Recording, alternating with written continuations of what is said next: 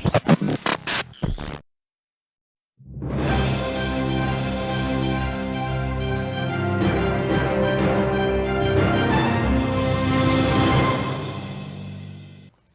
evening and welcome to the evening news for today, Friday, October the 27th, 2023. I am Gerald Bryan. Thank you for tuning in. Now let's take a look at some of the lead stories tonight. Guyana assured US $750 million carbon credit deal will remain intact after Chevron HESS merger. Government to partner with Salvation Army to launch initiative to tackle social issues, President Ali. Extraordinary sitting of National Assembly on border controversy for November the 3rd. APNU+AFC government allowed royalties from Troy resources to rack up, JAGDEO.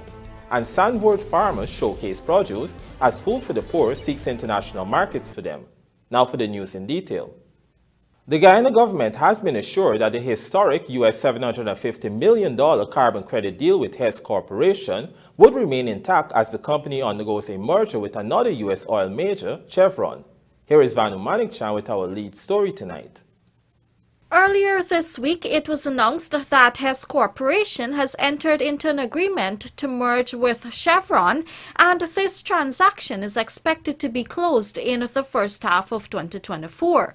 In December 2022, the Guyana government signed a multi-year agreement for HESS to purchase 30% of the country's high-quality carbon credits. During his weekly press conference on Thursday, Vice President Dr. Bart Jagdeo said Guyana has been reassured that this deal would not be affected by the Chevron HESS takeover. That issue was raised, the carbon sale agreement with HESS, and that remains intact.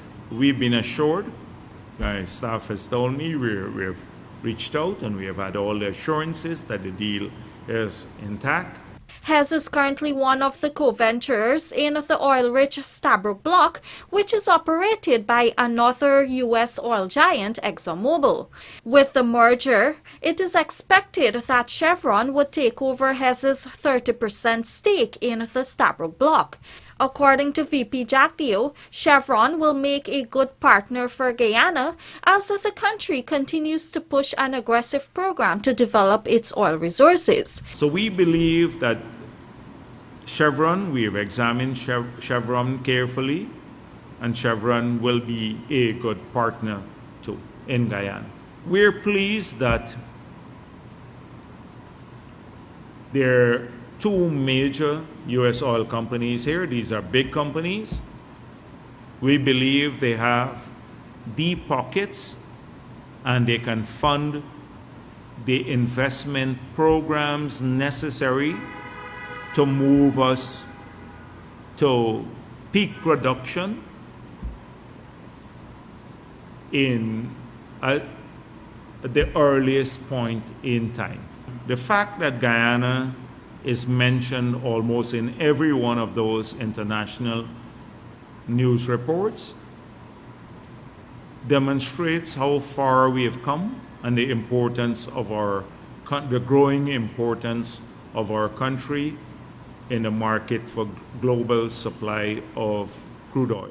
Only Wednesday has reported a new oil discovery at the Lancet Fish 2 well in the Stabroek Block. Experts have already commented that Chevron's deep pockets could see more adventurous drilling in the Stabroek Block when it takes over HESS's Guyana operations. Reporting for the Evening News, Vanu Manikchan.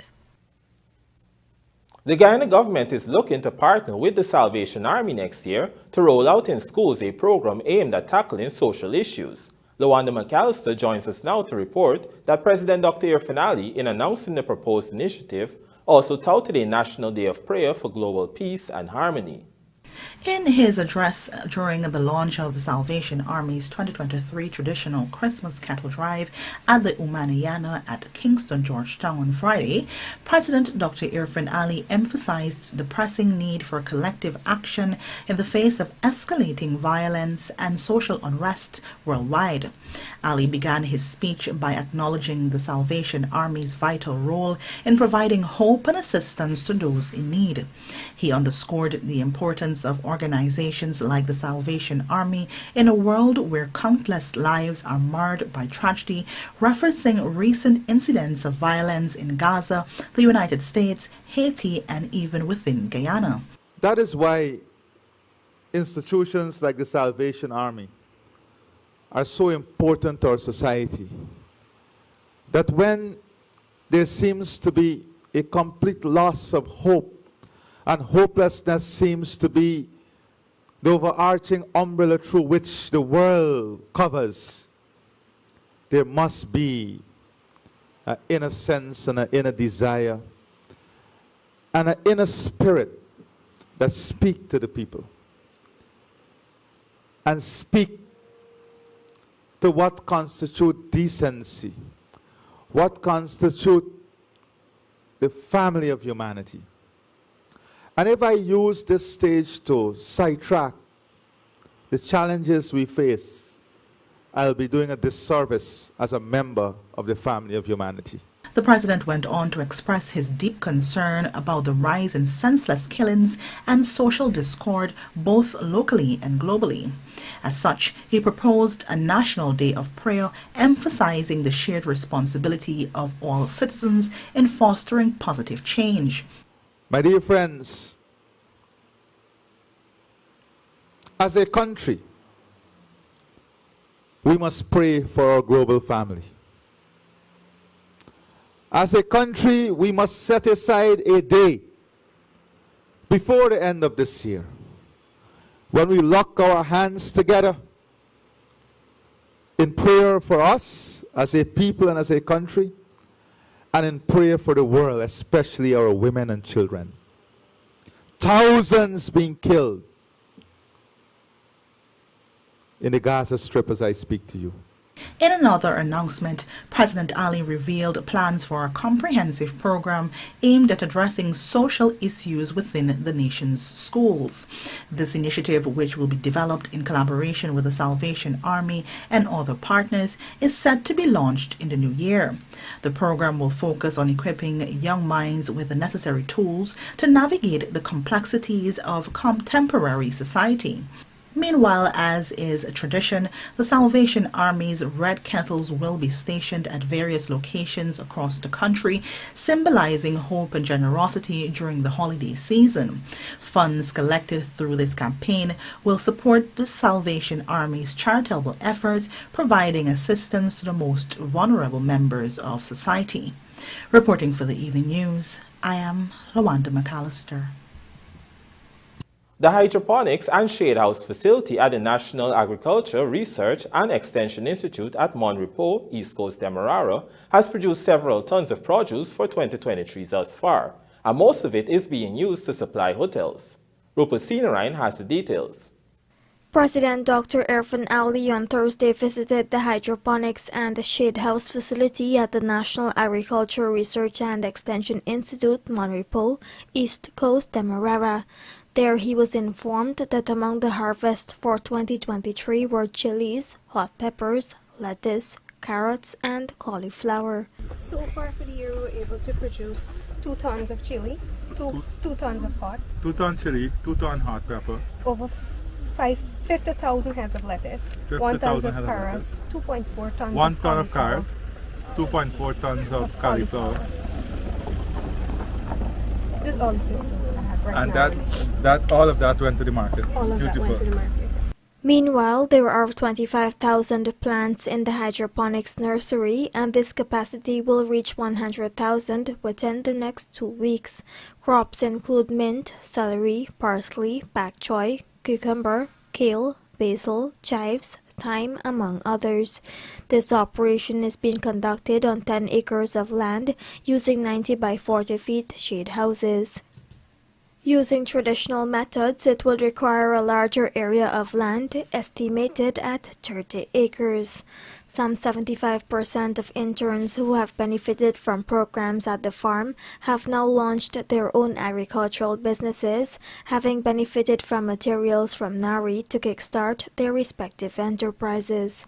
Hydroponics is one of the modern technologies embraced by government as it seeks to support CARICOM's vision of slashing the food import bill by 25% by 2025. Rupa Sinarayan, The Evening News. Here is Rupa Sinarayan again with this report that Attorney General and Legal Affairs Minister Anil Nandalal on Thursday called on the Inter-Parliamentary Union IPU to condemn Venezuela's baseless claims to Guyana's territory. Here is that story. Attorney General Anil Nandalal made this call while addressing the 147th IPU General Assembly in Angola, which is taking place under the theme Parliamentary Action for Peace, Justice and Strong Institutions, pursuant to Sustainable Development Goal 16 of the United Nations. A situation which is evolving in my country, Guyana.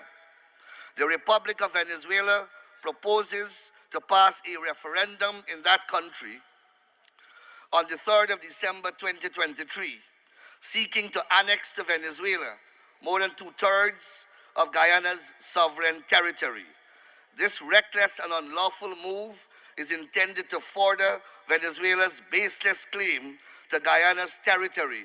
He said this careless and illegal action was meant to support Venezuela's illegitimate claim of the territory of Guyana, a dispute that was resolved by arbitration in 1899.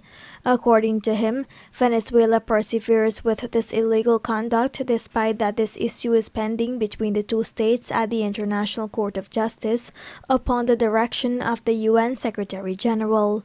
In the circumstances, he called upon the IPU to condemn the actions of Venezuela and demanded Venezuela respect the legal process of the ICJ, stressing that time is of the essence. Actions like these not only undermine public institutions, but engender conflicts and violate the very thematic fundamentals of this conference.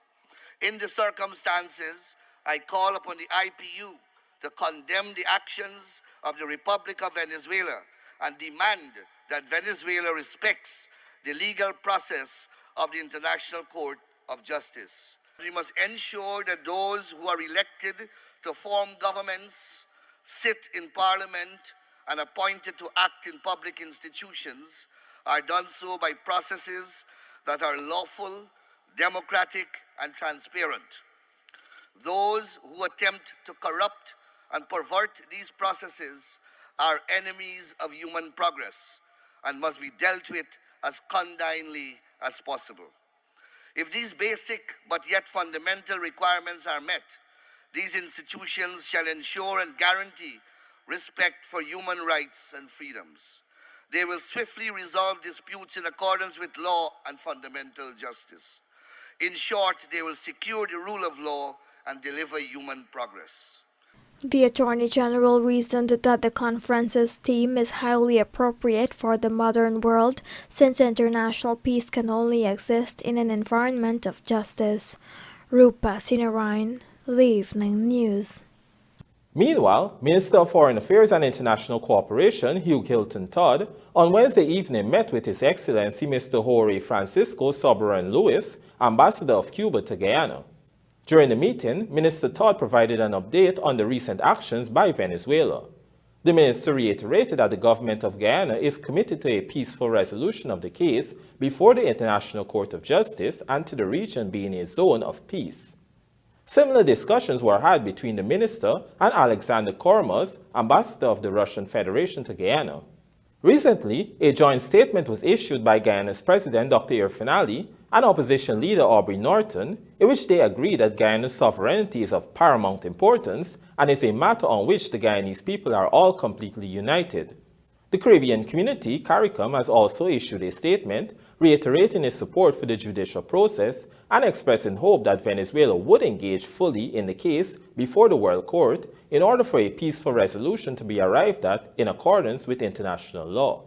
CARICOM's statement was also supported by the Organization of American States, OAS, whose Secretary General, Luis Almagro, has posited that Venezuela's actions are an irrefutable violation of Guyana's territorial rights. Venezuela is moving to hold a national referendum on December 3rd, seeking the approval of the Venezuelan people to create a new Venezuelan state out of Guyana's Essequibo region. Meanwhile, an extraordinary sitting of the National Assembly to discuss recent developments regarding the Guyana-Venezuela border controversy will be held on November 3, 2023. This will be held 1 month before Venezuela hosts a national referendum seeking approval for its people to, among other things, create a new Venezuelan state out of Guyana's Essequibo region. The sitting will begin at 10:00 hours at the Artichon Conference Center, where parliamentary sittings are being held since the COVID-19 pandemic. The government and the parliamentary opposition have since agreed to hold a unified front on this matter. Coming up, government sets up intelligence operation to go after illegal gold dealers, and Mosley ordered to pay Guyana Times Ramsamy after losing defamation case.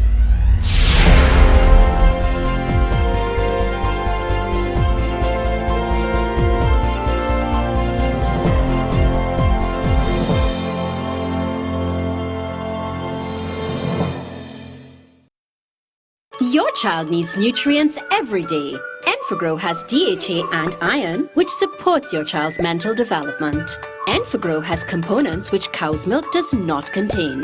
Support your toddler's growth and complement their diet with Enfagrow. Let's fuel the wonder.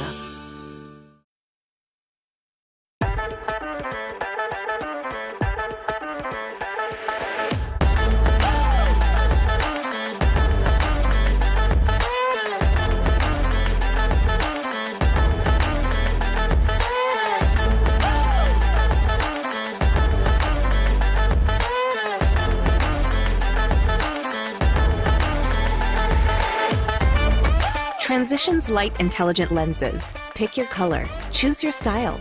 Available at Optique Vision Care.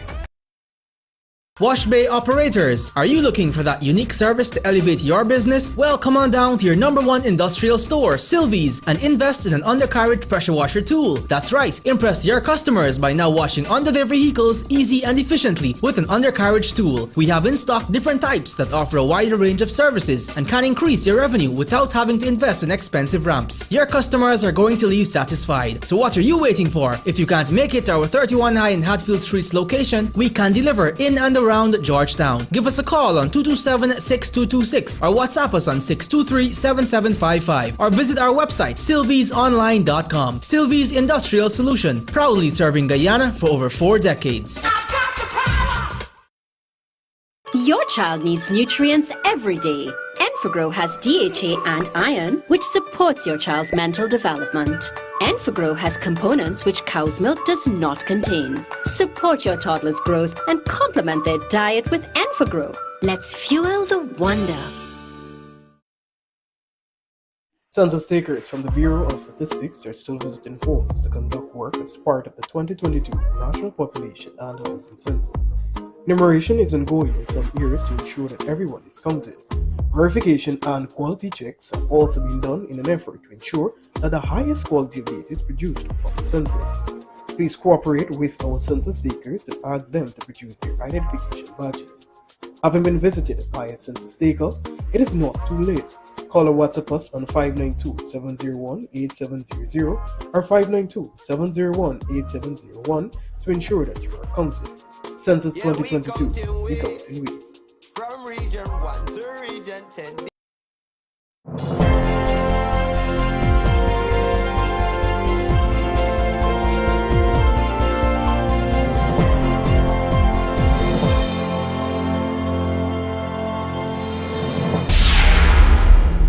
Welcome back. You're watching the Evening News. Vice President Dr. Jago has posited that the blame for Troy Resources' failure to pay outstanding royalties and rental fees to the state should be laid squarely at the feet of the former A Partnership for National Unity Alliance for Change government. It was noted that while the agreement was signed by the former People's Progressive Party Civic Administration under the Donald Ramatara presidency, the Australian-based mining company started production only in 2015, and this continued until 2021 when they shut down operations in Guyana. The government announced earlier this week that Troy Resources' gold license has been terminated and that the company has now exited Guyana, owing over $2.6 billion to the state. Several commentators have criticized the current People's Progressive Party Civic Administration for allowing the Australian company to escape with this large sum of money, but JAGDEO on Thursday clapped back, disclosing that most of the outstanding money was accrued during the coalition's time in office. Let's have a look. The blame should be laid squarely on APNU. This situation dragged on for a while. And the fact of the matter is that they benefited from in office from the production for an investment made or signed under the PPP. An investment signed under the PPP. They benefited because the production came in, they had more money, they had more jobs created, etc. But APNU was in office and they failed to collect a royalty of 5,639 ounces, equivalent to 7.2 million US or 1.5 billion of the outstanding 2.6 billion in Troy that Troy has to us, 2018. So 2019, everything was paid. 2020 again, they didn't pay royalty for 879 ounces. So that's another 1.6 million US or 349 million Guyana dollars. So that takes you nearly to about 1.8, 1.9 billion of the 2-point-something billion dollars. And so most of this was in there. And then in 2021, it was just 1,581 or $1 million US dollar of royalty that was not paid. 1 million US. So all of the outstanding liabilities mainly were done on the APNU period. Remember, they stopped production in about mid-2021, right? That's right. We were in the middle of COVID. People don't understand. I'm accepting that we probably dropped the ball too, but just think about that period from August of 2020 to August of 2021 when they stopped producing. That was the era that we were in. The last thing you were thinking about at that time might be Troy resources. You were just thinking about keeping people safe and back to work, getting money to them, like the 25,000 grant. We had to go to every home. We're worried about that sort of thing, getting help to people. The Guyana government has put in place an intelligence operation to go after all those who engage in illegal gold transactions in the country, following a recent discovery that reduced gold declarations are at odds with the investments being made in the sector. Find out more in this Vanu Manikchan report. Earlier this week, the Natural Resources Ministry highlighted a situation where the decrease in gold declarations is not consistent with the large investments being made in the mining sector. Consequently, it was announced that an investigation will be launched to determine whether gold smuggling or illegal trade is responsible for this disparity. During a press conference on Thursday, Vice President Bart Jagdeo said the government is of the view that there is a significant under-declaration of gold production. At this stage, when we look at the combined purchases, it's more in Guyana, which are below last year level. It's nearly 30,000 ounces above the production number. So we believe that some producers are not declaring because they're making bigger investments in the area, but they're not declaring. Another area of concern Jagdeo highlighted is the fact that producers are selling gold to unauthorized dealers. There are currently 6 authorized gold dealers in the country, along with the Guyana Gold Board, and the Vice President warned of consequences for both buyers and sellers who are engaged in illegal transactions. There's a lot of information now, the intelligence. We have a dedicated intelligence operation to find out who these people are. If you sell gold to an unauthorized dealer, you run the risk, if you have a claim, of losing, not just getting prosecuted, but losing your claim. Losing your claim. Because you're committing an illegal act. The people who are buying gold who don't have licenses, we believe they're buying for maybe all sorts of people, because the premium they're paying can be justified by the world market prices. So they too will face prosecution. So both parties, the buyers and the sellers, would face prosecution, and the sellers, if they are producers, they run the risk of losing their claim. Meanwhile, stakeholders in the mining sectors have lauded the Natural Resources Ministry's move to look into the disparity between gold production and the declaration or sale to authorities. The Guyana Gold and Diamond Mining Association has already expressed support for the investigation. Newly elected GGDMA President Ronaldo Alfonso on Wednesday called on government to take serious action against raiders in the gold sectors and those responsible for smuggling. He too urged miners to increase their gold production and declaration to the legitimate bodies. Reporting for the Evening News, Vanu Manakchand. As part of activities in observance of Agriculture Month, the SANDVOORT Primary School, in collaboration with the Farmers Association of that community and with support from Food for the Poor Guyana, held a farmers market today. Our Berbice correspondent, Andrew Carmichael, joins us now to report that the Food for the Poor is seeking international markets for the farmers. Food for the Poor Guyana Inc. is known for its community development initiatives as well as its contribution to the agriculture sector, and for years have been providing tools to farmers as well as implementing capacity development initiatives. In recent times, the organization has assisted with shade house projects as well as lending support to the swine industry in regions 10 and 5. Since April this year, it has been working with farmers of SANDVOORT in Region 6 in capacity building.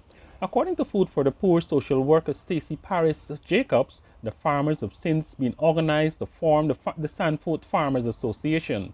She explained that Friday's farmers market activity was aimed at giving the farmers a chance to showcase the potential of the community. What we've been doing with them initially is really to move them from just subsistent farming to create an agricultural enterprise. And so today's initiative is really to showcase the potential of SANDVOORT, to put SANDVOORT farmers on the map or back on the map or reintroduce them, and for investors, local investors, to see the potential that SANDVOORT has for large-scale production both regionally and also their potential for international food security as well. Secretary of the Farmers Association, Trishelle Victor, explained the village, which is situated in West Kanji, is very diverse, and many villagers have been taking advantage of the rich and fertile soil.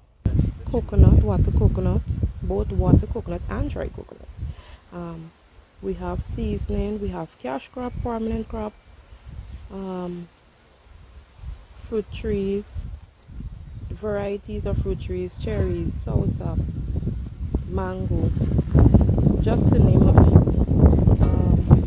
We also do corn, like here, the sweet corn. We also do the local corn that most people is accustomed to.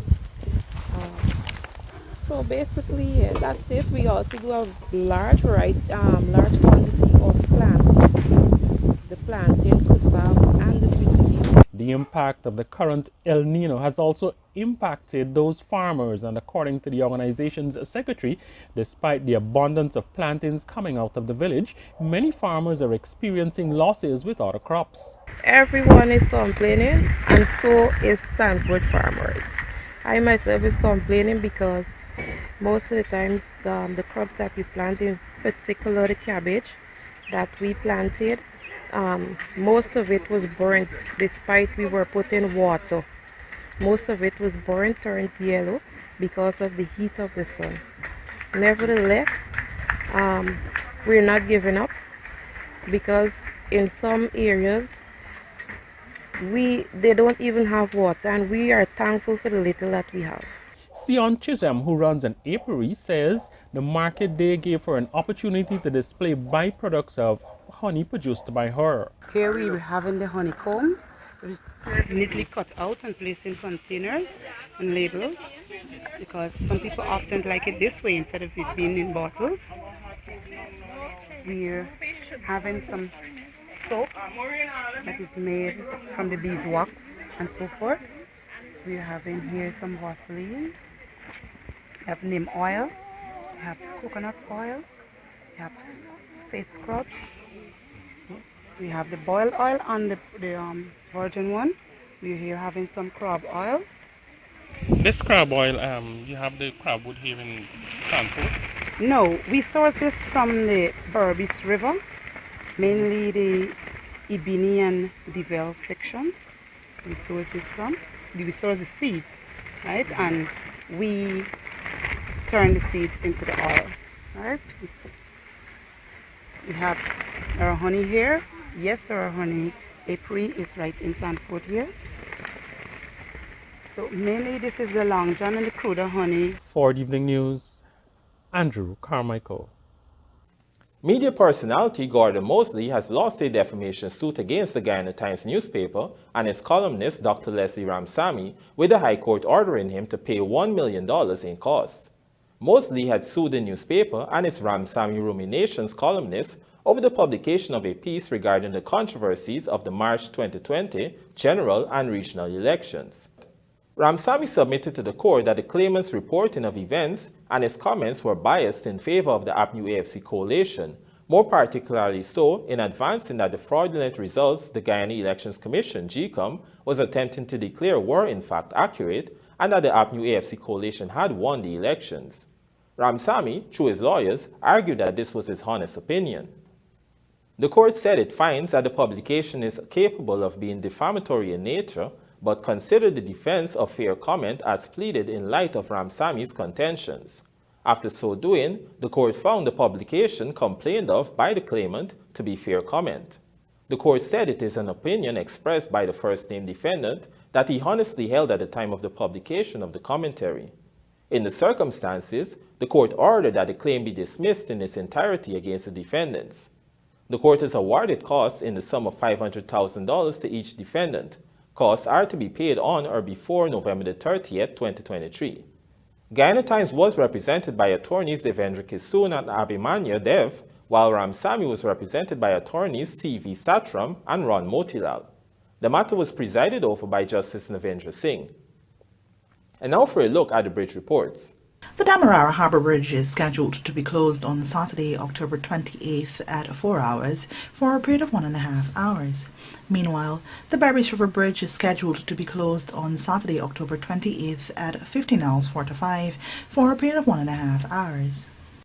21st Annual South American Road Race Classic set for November the 5th and event finals amongst goals for Guyana's Pan Am track and field team. Details of these stories in the Sportscast sponsored by McCorp coming up on the other side of the break.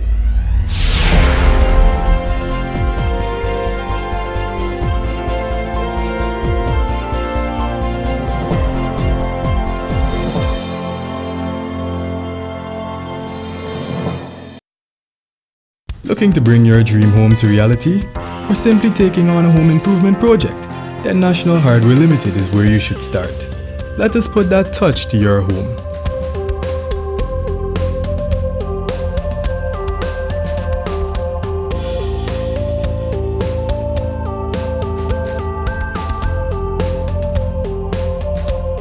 Choose from over 1,000 Berger Paint original hues for any surface.